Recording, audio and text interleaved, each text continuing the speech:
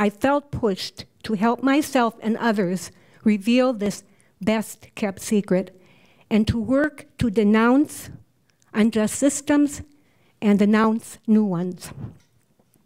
What pushed me then and does today is that there is a constant need, as I think you would agree with me because you're here, for systemic change in many arenas of our nation and state. Yeah. Yes. Well, some years later, as Laura mentioned, I had the opportunity to study women in leadership and concentrate on ecofeminism. And I now concentrate my efforts in collaborating with others to advocate for our kin, the soil, the water, the air, and all those who strive to protect and help them thrive, and ourselves thrive because we are them. Yes, it is very important to plant gardens, to buy locally, to recycle, to reuse, to refuse, but we must also change systems that oppress our kin, the soil, the water, and the air. And one way to change systems is to provide good policies. Legislators are the ones who can create good policies, and citizens have the power to influence them to do so. We have a former legislator right here who was able to do some of that great work. And some people think it's hard to approach legislators, and they are nice people. They are people like us. Well, most of them are nice. But they have a big job, and we have the responsibility to educate them about areas that they may not know something about.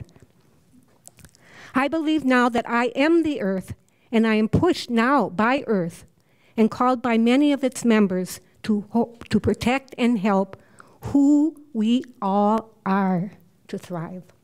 We all are earth. How does what you do and whom you work with reflect women's sacred connection to the land?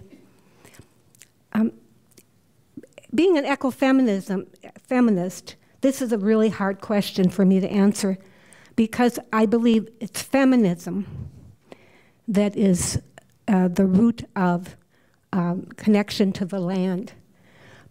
And that can be held by both men and women. Historically, though, as people who claim to be Americans, we have helped to honor a dominating narrative that is hierarchical and separates mind and spirit and what is sacred.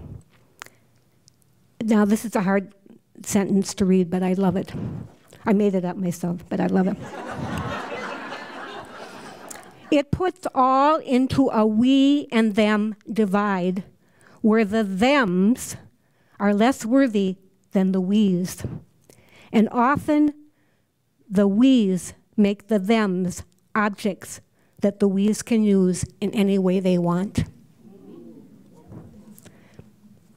This dominant narrative chooses power over rather than power with. Now, I would like to say that women have a sacred connection to land, but I have met many women who follow this dominant narrative, as I'm sure you have, and many men who follow a different narrative. In saying that, though, there is much proof that women are naturally more nurturing, and some speakers have already addressed that.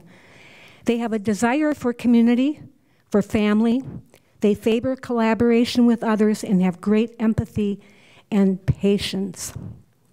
Particularly women doing earth justice bring these values to the conversation and to the actions.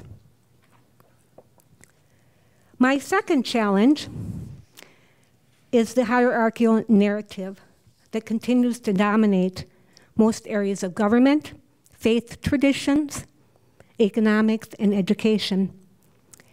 As you can observe, I use the expression, I'm not a spring chicken, but Megan let me know I'm a grandma.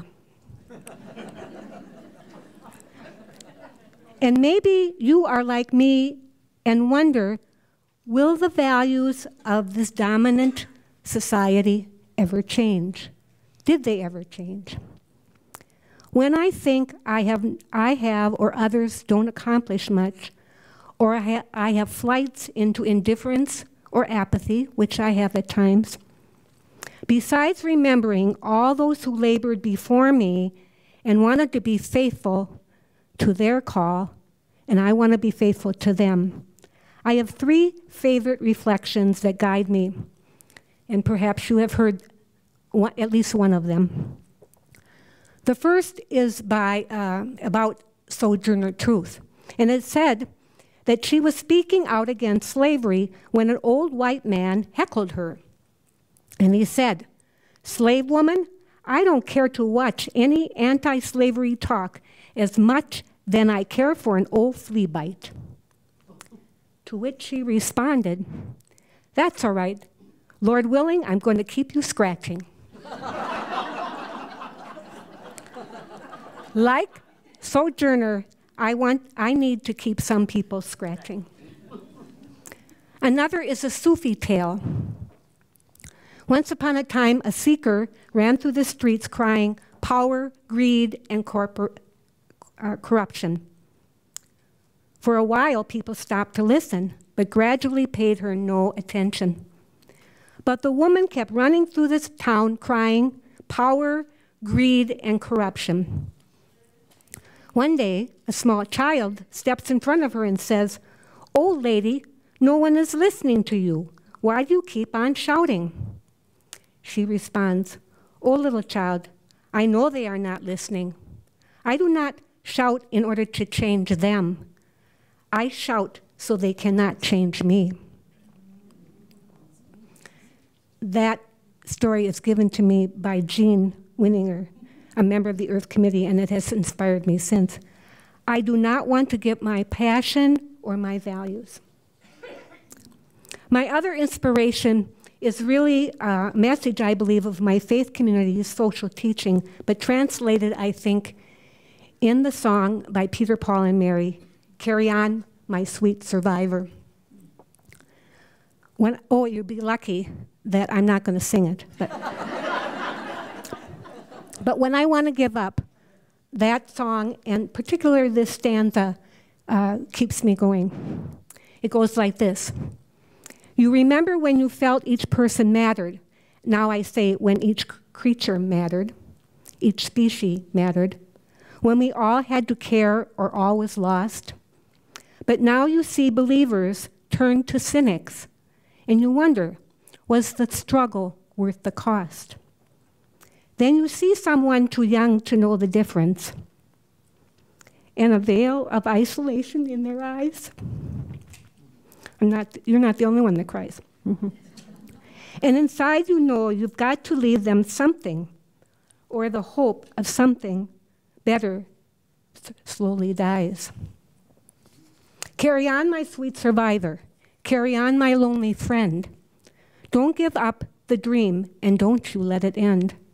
Carry on, my sweet survivor, though you know that something's gone.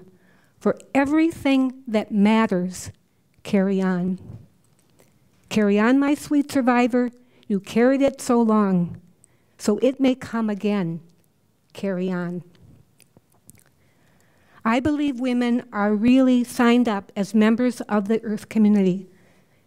And they, and any members, that they are talented, they have been gifted, they have passion, and they all of us, are responsible to share ourselves for the whole. Women are also citizens to one part of this Earth community, and as citizens are called to participate in their local communities to bring about systemic change that makes their community healthy. None of us can stand by and let others do that kind of justice work to help the Earth, our state and our city, and its members thrive. I keep telling myself, we are Earth, we are citizens, we are called not only to do the charity things, but to help change systems, to advocate. Kathleen, Mary, in what really matters, carry on.